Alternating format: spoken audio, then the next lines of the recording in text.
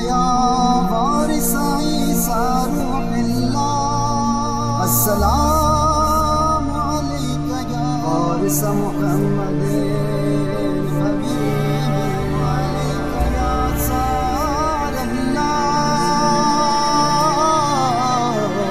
باب النصارى السلام عليك يا صار الله باب النصارى.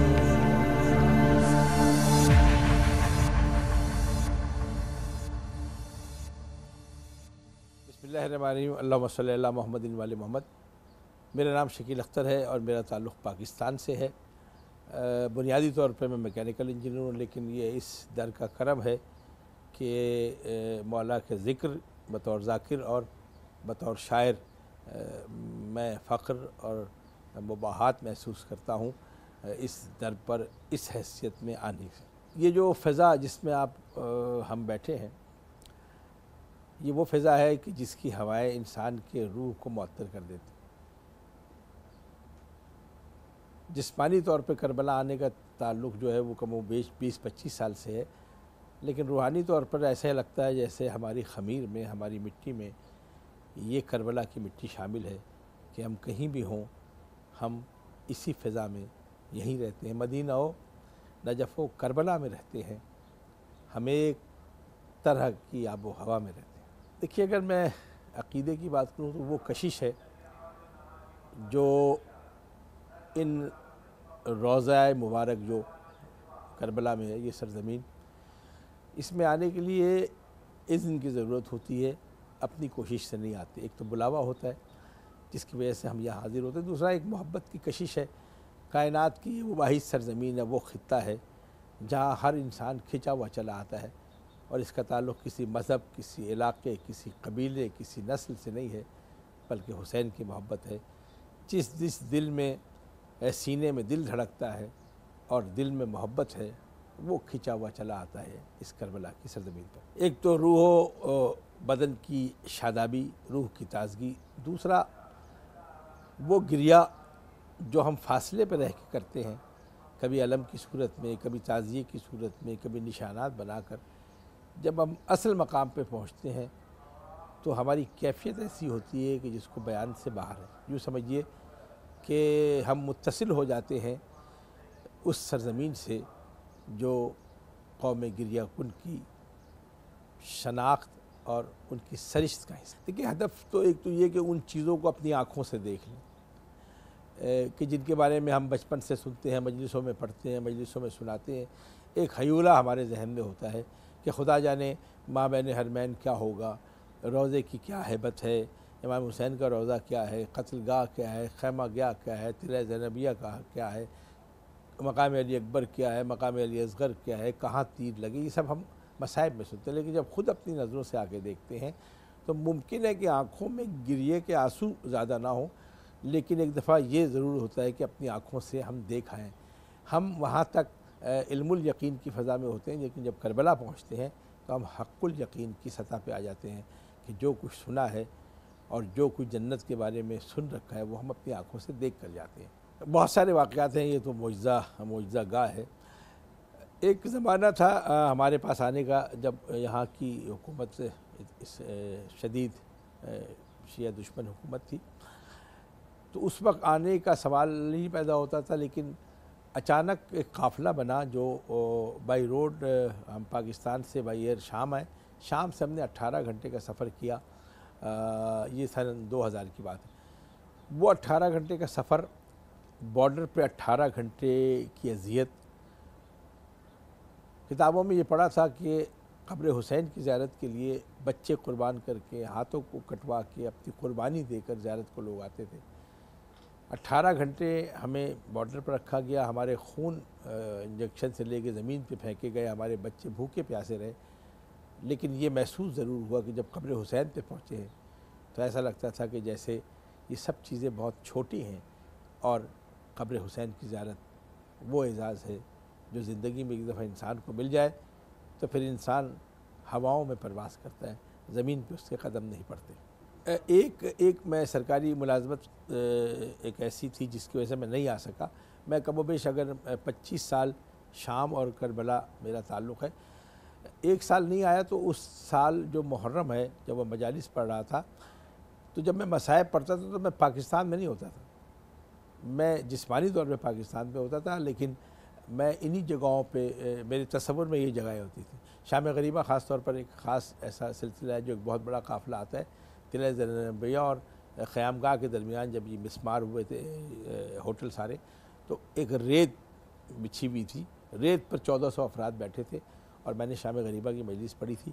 اس سے اگلے سال میں نہیں آ سکا تو شام غریبہ پڑھتے ہوئے وہاں میری آنکھیں بند تھیں اور میں روحانی طور پر اسی جگہ پہ موجود تھا جسے طلعہ زینبیہ اور خیام گاہ کہتے ہیں. جب صدام حکومت کے فوراً بعد جب یہ وزارت ہوئی تھی یوں سمجھیے بالکل زمین آسمان کا فرق تھا. بارڈر سے لے کے یہاں تک کی اذیت. جب حکومت تبدیل ہوئی ہے تو ایسا لگتا تھا جیسے ہم مولا حسین کے وہ مہمان ہیں جو جنہیں وی آئی پی طریقے سے. اسی کربلا کے بارے میں ایک واقعہ میرے ذہن میں آ گیا کہ بنی اسد کے قبیلوں کو جو مولا نے ہبہ کی زمین ان میں ایک شخصیت ہے, اگر آپ کہیں تو میں نام بھی لے لوں گا اگر آپ چاہیں تو, مہدی سندھی. ہمیں وہ ملے, میں مجلس پڑھ رہا تھا ہر ایک اس میں ہوٹل میں, تو بالکل دروازے پہ ایک شخص عجیب نورانی سی شکل کے کھڑے ہوئے تھے. میں گھبرا گیا, ذہن میں یہ خیال آتا ہے کہ کون کون سی ہستیاں ہیں. مجلس پڑھنے کے بعد اس نے میرا ہاتھ تھاما اور مجھے طلعہ زینبیہ کے پیچھے دکان میں اپنی دکان پہ بٹھا کر اس نے ایک جملہ کہا. اس نے کہا میں خمہ مارتا ہوں اور ہر سال غازی کے حرم کے سامنے خمہ مار رہا تھا تو میرے سر کی ہڈی کٹ کے نیچے گر گئی. میں نے غازی کے روضے کے پانی سے اس ہڈی کو دھویا اور سر پہ رکھ کے میں نے کہا غازی مجھے اگلے سال یہ سر چاہیے, اور اگلے سال اس نے پھر خمہ مارا. اس کا ایک جملہ ہے, مہدی سندھی صاحب آپ لوگ جانتے ہیں. میں تعلی کے معنوں میں نہ لیجیے گا, میں مجلسیں جو مولا کی خدمت کرتا ہوں اس میں کوئی اجرت وغیرہ طلب نہیں کرتا. تو مہدی سندھی نے کہا تھا کہ میں مجابر ہوں غازی عباس کے روضے کا, شکیل میں تمہیں بلینک چیک دیتا ہوں, جب تمہیں جتنے پیسے چاہیے مجھ سے مانگنا, غازی سے نہ مانگنا, اور اگر میں نہ دے سکا تو میرے گریبان پہ ہاتھ رکھنا, اس لیے کہ میں غازی عباس کا مجابر ہوں. اس واقعے کو 18-20 سال ہو گئے. میری زندگی کا کوئی لمحہ ایسا نہیں آیا میں کربلا میں بیٹھ کر آپ کے کیمرے کے سامنے کہہ رہا ہوں کہ اس در سے وابستہ ہو کر, میری عمر اب 58-59 سال ہے, میں پوری طاقت اور قوت اس مولا کے سہارے کہہ رہا ہوں میں نے زندگی میں کوئی مشکل وقت نہیں دیکھا. کوئی مشکل وقت میری زندگی میں اس لیے نہیں آیا کہ میرا محافظ میرا حسین ہے, میرے محافظ میری شہزادی زینب ہے, اور میں اس در کا فقیر ہوں. کربلا کی زیارتیں جو ہیں وہ تبدیلی نہیں لاتی. کربلا کی جو زیارتیں ہیں وہ انقلاب برپا کرتی ہیں, تلاطم برپا ہو جاتا ہے. اردو میں ایک لفظ ہے کہ تلاطم, کایا کلپ ہو جاتی ہے. ایک دفعہ جو زائر یہاں سے واپس جاتا ہے وہ یہ ہمارے پاکستان کا جو کلچر ہے کہ ہمارا جو زائر آتا ہے وہ ان میں بہت سی رسمیں ہیں, وہ شاید اس سے آپ کا تعلق نہ ہو, لیکن ہماری جو رسمیں ہیں اس میں یہ دعا کر کے جاتا ہے کہ مولا جب تک ہم حیات ہماری ہے ہمیں کربلا بلاتے رہے. ہمارے ایک شہر کے بہت بڑے عزادار ہیں, وہ شام اور کربلا بہت عرصے سے, یعنی جس زمانے میں بہت مشکل تھا, انہوں نے جملہ کہا تھا کہ شہزادی مولا جب ہمیں نہیں بلانا ہوگا جس سال اس دن اپنے پاس بلائیے. اشتیاق زیدی صاحب ان کا نام ہے. 80 برس 78 برس کی عمر میں ان کا انتقال ہوا ہے. ایک سال وہ نہیں آ سکے, ان کے گھر والے دبئی پہنچے ہیں, ان کی روح قفس انسانی سے پرواز کر گئی. یہ ہمارا عقیدہ ہے, ہمارے وجود کے اندر یہ چیز ہے. پہلی بات تو زائر کو زائر ہونا چاہیے, ٹورسٹ نہیں ہو. میں معاف کیجیے گا یہ لفظ میں دانستہ استعمال کر رہا ہوں, ہمارے یہاں بہت مشکل سے یہ فرق سمجھ آتا ہے. یہ ٹورزم نہیں ہے, یہ جنت کا وہ ٹکڑا ہے جہاں گھٹنوں کے بل کونیوں کے بل آیا جائے. بہت بڑی شخصیت ملا عباس, وہ جب حدود کربلا شروع ہوتا تھا اپنے آپ کو گھوڑے سے گرا دیتے, سواری سے گرا دیتے تھے, اور کونیوں کے بل چلتے ہوئے قبر حسین پہ آتے تھے. ان سے جب شاگردوں نے پوچھا کہ آپ ایسے کیوں آتے ہیں تو وہ کہتے ہیں کیا پتہ قاسم کی لاش کے ٹکڑے کہاں کہاں تک بکھرے ہوں. اس لیے بڑے بڑے نخوت شاہی کو میں نے اس کربلا میں ہمارا مزاج, ہمارے بر صغیر کا مزاج ہے کہ وہ کتنا ہی نخوت زدہ ہو وہ جوتیوں میں بیٹھنا پسند کرے گا. ہماری شہر کے لاہور کے مراتب علی شاہ گورنر لاہور کے تھے, ان کی قبر وہاں ہے جہاں لوگ جوتیاں اتارتے تھے. تو جب وہاں نسبت سے مجلس میں یہ حال ہے تو سوچئے گا یہاں زائر جب آئے گا، نخوت کربلا فکر حق، جو صاحب کا شعر ہے کہ فکر حق سوز یہاں کاشت نہیں کر سکتی، کربلا تاج کو برداشت نہیں کر سکتی، یہاں نہ نخوت تکبر، یہاں گزر نہیں ہے۔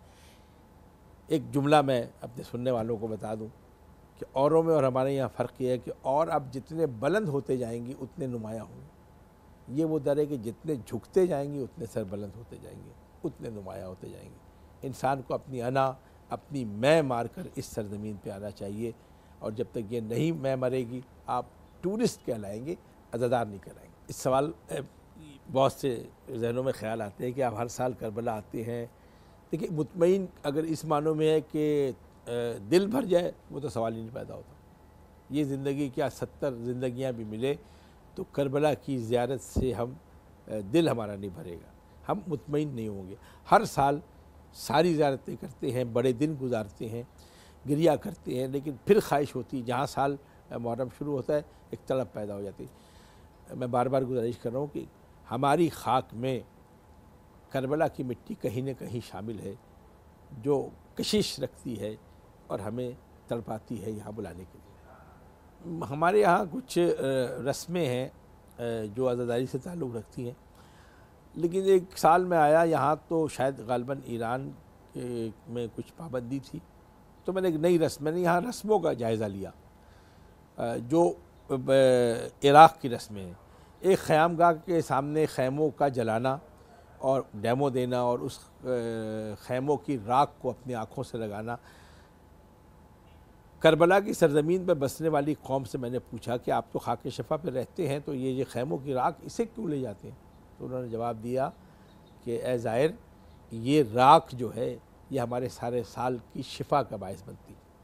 میں نے دیکھا بنی اسد کے قبیلے کے بڑے بڑے لوگ مابین حرمین بیٹھ جاتے ہیں اور وہ صندوق سے جوتے اور پالش نکال کے زائرین کے پاؤں پہ ہاتھ رکھتے ہیں اور ان سے اجازت لے کے ان کے جوتوں کو پالش کرتے ہیں۔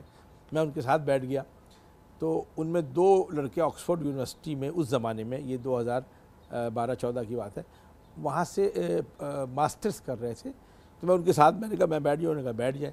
تو میں نے ان سے پوچھا کہ آپ کون ہیں؟ تو کہتے ہیں ہم قبیلہ بنی اسد کے لوگ ہیں، ہمیں نہیں پتہ کہ یہ کیا ہے، لیکن ہم یہ جانتے ہیں کہ ہمارا رزق ان زائرین کے جوتوں کی خاک میں۔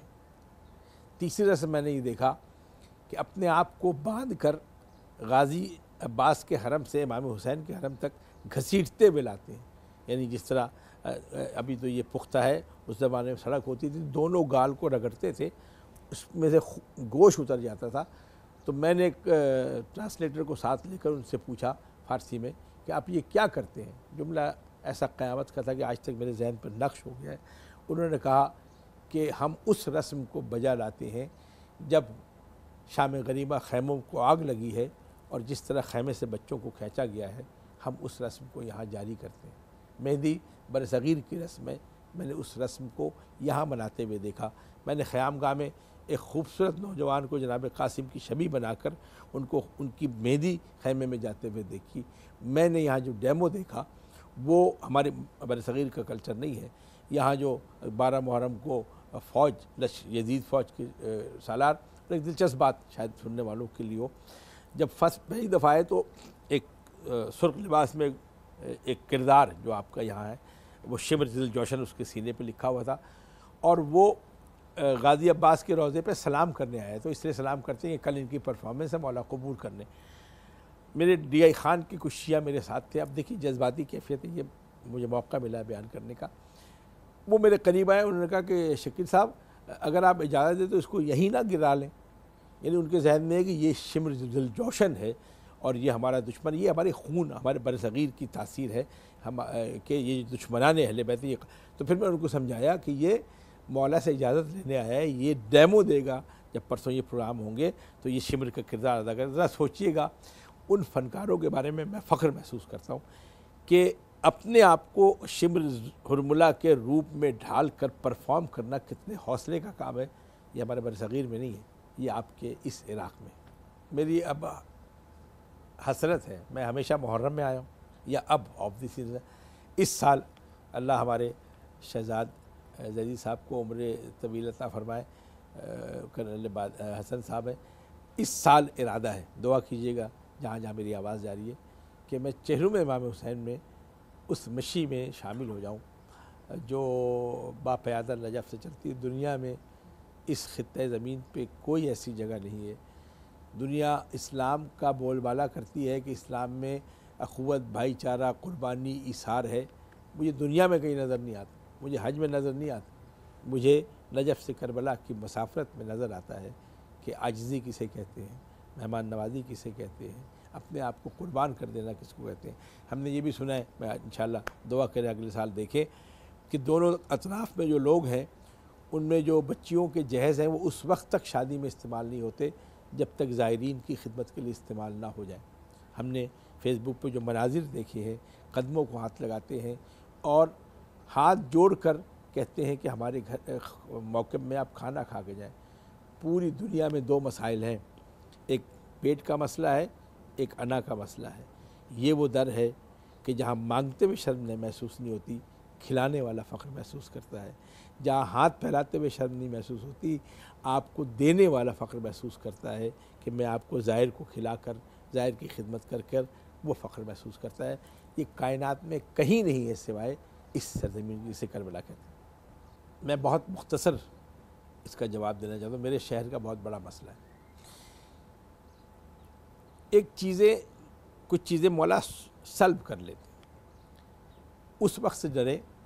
میں علماء کرام مجھے سن رہے ہوں گے، اعمال کی اصلاح ہو سکتی ہے، عقیدے کی اصلاح نہیں ہو سکتی۔ دعا کریں کہ آخری وقت آپ کا عقیدے کے ساتھ گزرے، اس لیے کہ بعد میں آپ کے اعمال آپ کے بچے پورا کر دیں گے، لیکن اگر آپ کا عقیدہ خراب ہو گیا تو پھر مٹی خراب ہو جائے گی۔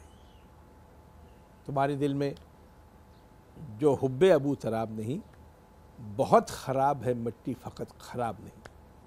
ایک بات بہت سے ذہنوں میں آتی ہے، میرے بہت سے واقعات ہیں، وقت بہت کم ہے۔ کبھی بھی اسباب کو جمع کر کے کربلا نہیں آیا میں، کبھی پیسے جمع کر کے کربلا نہیں آیا۔ ایسے ہزاروں لوگ ہیں جو ارب پتی ہیں، لیکن جب ہم واپس جاتے ہیں تو حسرت سے پوچھتے ہیں آپ کیسے ہو آتے ہیں۔ میرے شہر، میرے ملک کے کچھ ایسے لوگ ہیں جن کے پاس کوئی وسائل نہیں، جن کے پاس کوئی ذریعہ نہیں ہے۔ یہ میں کہتے ہوئے محسوس کر رہا ہوں کہ ایک ایسی شخصیت ہے جو بغیر پاسپورٹ اور بغیر پیسوں کے کربلا سے، پاکستان سے کربلا اور شام پہنچا ہے میرے سامنے۔ میں نے حرم میں بیٹھ کے اس کے سامنے مجلس پڑھی۔ وسائل نہیں ہے، اگر محبت ہے، جو ایک شب میں ایک دوزخ کی طرف بڑھنے والے حر کو علیہ السلام بنا دے، اسے حسین کہتے ہیں۔ یہاں آنے کے لیے پیسوں کی ضرورت نہیں ہوتی، جذبے اور لگن کی۔ آپ کہتے ہیں نا کہ قبر حسین کی زیارت کرنی، چھت پہ کھڑے ہو کے زیارت عاشورہ پڑھیں، زیارت عاشورہ پڑھ کے دیکھیے۔ ایک دفعہ تڑپ پیدا تو ہو، مولا تقاضا کرتے ہیں تم ایک دفعہ تڑپو تو صحیح۔ ایسا ہو نہیں سکتا کہ تمہاری تڑپ ہو اور حسین دروازے پہ نہ بلے۔ ارے حسین تو ان لوگوں کو بھی بلا لیتے جو حسین سے دشمنی رکھتے، شاید اس لیے بلا لیتے ایک دفعہ آؤ تو صحیح، اس در پہ جھکو تو صحیح، اگر تمہاری حیت تبدیل نہ کر دی تو حسین نہ کہنا۔ ایک بے کفن کے روضے کا اعجاز دیکھیے، دنیا کو کربلا کے کفن کی تلاش۔ دیکھیے، یاد محاورہ ہے، یاد اسے کیا ہے جو بھول جایا جائے۔ پورا سال یہ گفتگو رہتی ہے، میں چونکہ ممبر پہ بیٹھتا ہوں، میرے مجالس کے یہ موضوع ہوتے ہیں، بھولنے کی نوبت ہی نہیں آتی، اور جب بھولنے کا وقت آتا ہے اس سے پہلے مولا دوبارہ بلا لیتے ہیں۔ تو یہ نقش ہے ہمارے ذہن پہ، جو چیزیں دل و دماغ پہ نقش ہو اس کا تعلق بھولنے سے نہیں ہے، اس کا تعلق مزید مہمیز کرنے سے۔ یہ ایک قوت کا نام ہے۔ اگر میں سائنس کی زبان میں بتاؤں تو یہ ایک سینرجی کا نام ہے کہ ہمارے پاس جتنی اللہ نے طاقتیں انرجی دی ہیں اس کو سنکرونائز کر دیتا ہے یہ کربلا، یہ جو معجزہ گاہ ہے جسے حسین کا روضہ کہتے ہیں۔ ہر لمحہ یادگار ہے اس کربلا کا، ایک ایک لمحہ یاد ہے، ایک ایک قدم پر قاضی عباس کے روضے میں جب داخل ہوتے ہیں ایک نئی کیفیت طاری ہوتی ہے۔ ابھی جب آپ کو اندازہ ہوگا جب محرم میں یہاں 5 کروڑ 10 کروڑ آدمی ہوتے ہیں، میں نے کبھی نہیں دیکھا کہ کسی زائر نے جا کے کہا ہوگا کہ میں نے زری کو چوما نہیں۔ حج کر کے لوگ آتے ہیں، 26 لاکھ افراد ہوتے ہیں۔ میں اسلام آباد ایئرپورٹ پہ اکثر اپنے پاکستان کے چینل کے حوالے سے انٹرویو کرنے جاتا ہوں۔ جہاز سے اترتے ہوئے میں نے حاجیوں کو شکایت کرتے دیکھی کہ کھانا نہیں ملا، پانی نہیں ملا۔ 5 کروڑ انسان مولا کا مہمان ہوتا ہے، مجھے ایک زائر ڈھونڈ کر بتائیں، میں پاکستان میں دعویٰ کر رہا ہوں، جو یہ کہے میں کربلا سے بھوکا یا پیاسا آ گیا، ایک زائر مجھے ڈھونڈ کر بتا دیں، میں حاضر ہوں۔ جب شروع میں ہم آئے تو یہاں شام غریبہ کی مجلسیں نہیں ہوتی تھی، یہاں آپ کو پتہ ہے عراق میں عصر عاشور کے بعد ان کی رسمیں ختم ہو جاتی، تواریخ چلے جاتے ہیں۔ شام غریبہ ہمارے بر صغیر کی پہلی شام غریبہ میں نے طلعہ زینبیہ پہ پڑھی تھی، 34 آدمی میرے سامنے بیٹھے تھے۔ اس کو پڑھنے کے بعد سناٹا ہو گیا، لوگ نہیں تھے، تو میں نے کہا دیکھوں تو صحیح کہ اس کے بعد کا کیا بنتا ہے۔ تو میں بین الحرمین گیا تو کچھ خیمے لگے ہوئے بنی اسد کے لوگ، وہ میرے پاؤں پڑ گئے کہ آپ ہمارے خیمے میں کھانا پیش کیا۔ میں نے کہا ہم نے سارا دن کھانا کھایا ہے، ابھی فاقہ شکنی ہمارے یہاں ہوتی ہے۔ وہ ہمارے پاؤں باقاعدہ پاؤں میں گر گئے، کہتے ہیں آپ کھائیں کچھ نہیں لیکن ایک دفعہ اپنا قدم ہمارے اس خیمے میں رکھ دیں تاکہ ہم نے حسین سے کیا ہوا جو وعدہ ہے نا کہ ہم ظاہروں کی خدمت کریں گے اس پر ہم پورے اتر سکیں۔ یہ میرا ذاتی تجربہ۔ تاریخ اگر سنیں گے تو آپ جب تلاش کرتے ہیں نا، بہت بڑی بڑی شخصیتیں بحر العلوم، اور انہوں نے ایک روایت ہے کہ ایک ایک ظاہر کا جگہ دیکھی، ایک ایک قبر دیکھی، سب کی زیارت کی تو پریشان ہو گئے۔ کہنے لگے حسین کی گود میں ایک 6 مہینے کا علی اصغر تھا۔ میں نے کربلا کے ایک ایک گوشے میں تلاش کیا، گنج شہیدہ میں تلاش کیا، مجھے سب کے نام مل گئے لیکن علی اصغر کا نام نہیں ملا۔ رات کو سوئے، بہت بڑی شخصیت ہماری اہل تشیع کی۔ دیکھیے اسے خلوص کہتے ہیں، جو کردار مجھے بے چین کر دیتا ہے وہ کردار کیا ہے۔ وہ بڑے پریشان ہوئے تو خواب میں مولا حسین کی زیارت نصیب ہوئی۔ کہا کیوں پریشان ہوں؟ کہا مولا مجھے سارے نشان قبر مل گئے، مجھے علی اصغر کا نشان نہیں ملا۔ ایک دفعہ تسبیح امام حسین قبر کشادہ ہوئی، کیا دیکھا؟ کہا یہ دیکھو، یہ خون آلود کرتے میں علی اصغر میرے سینے پہ سو رہا ہے۔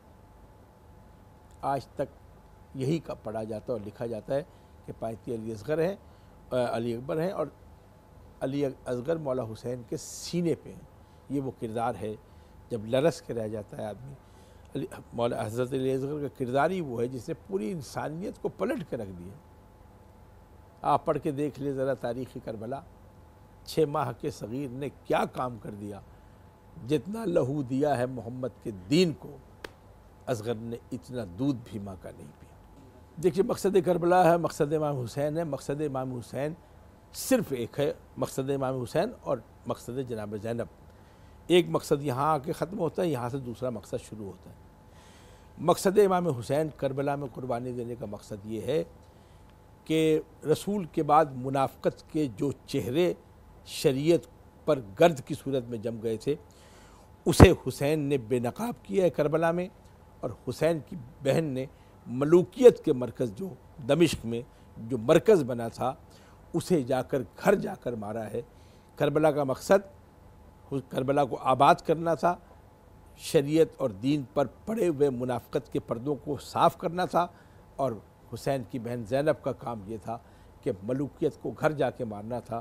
دونوں کے مارنے میں طریقہ کار فقر ہے۔ 11 محرم کو اسی مقام پر کھڑے ہو کے بہن نے بھائی کو مخاطب کیا تھا، بھیا کربلا تو نے فتح کر لی، تجھے کربلا مبارک، لیکن تیری فوج میں عباس جیسا نامدار تھا، اکبر جیسے سپاہی تھے، اور نہ محمد۔ زینب شام فتح کرنے جا رہی ہے، ہو سکے تو زینب کا قافلہ دیکھ لینا۔ کچھ یتیم بچے ہیں، کچھ سہمے ہوئے بچے ہیں، پس گردن بندھے ہوئے ہاتھوں سے قیدی بن کر جانے والی نے شام ایسے فتح کیا ہے، نہ عباس کی تلوار نے وہ کام کیا ہے، نہ حسین کے حملے نے وہ کام کیا ہے، نہ علی اکبر کی جوانی نے وہ کام کیا ہے۔ وہ ایک السلام علیکہ یا جبل الصبر، اے صبر کی پہاڑ زینب۔ حسین نے شریعت کو زندہ کیا ہے، باقی رکھا ہے، زینب نے حسینیت کو باقی رکھا ہے۔ اللہم صلی اللہ محمد والے محمد۔ پروردگار میں شکر گزار ہوں خاص طور پہ آپ لوگوں کا، اس مقدس جگہ پر، اس مقدس ماحول میں میرے چاروں طرف وہ نورانی کیفیتیں ہیں۔ میں سمجھتا ہوں میری زندگی کا سب سے بڑا لمحہ یہ ہے کہ میں اس وقت زمین پہ پرواز نہیں کر رہا، میرے پاؤں ہواؤں میں جا رہے ہیں کہ میں وہاں گفتگو کر رہا ہوں جو مولا حسین کا دربار. پروردگار اس کے صدقے جو میرے زائرین یہاں آتے ہیں اور ان کی جو خدمت کرتے ہیں ان کے رزق میں اضافہ فرما. جن جن لوگوں نے جہاں جہاں سے دعا کے لیے کہا ہے میں ہاتھ جوڑ کر اپنے اس امام کے حضور مولا جب ہم پاکستان سے آتے ہیں یا ہندوستان سے آتے ہیں تو ہمیں کچھ لوگ رخصت کرنے آتے ہیں.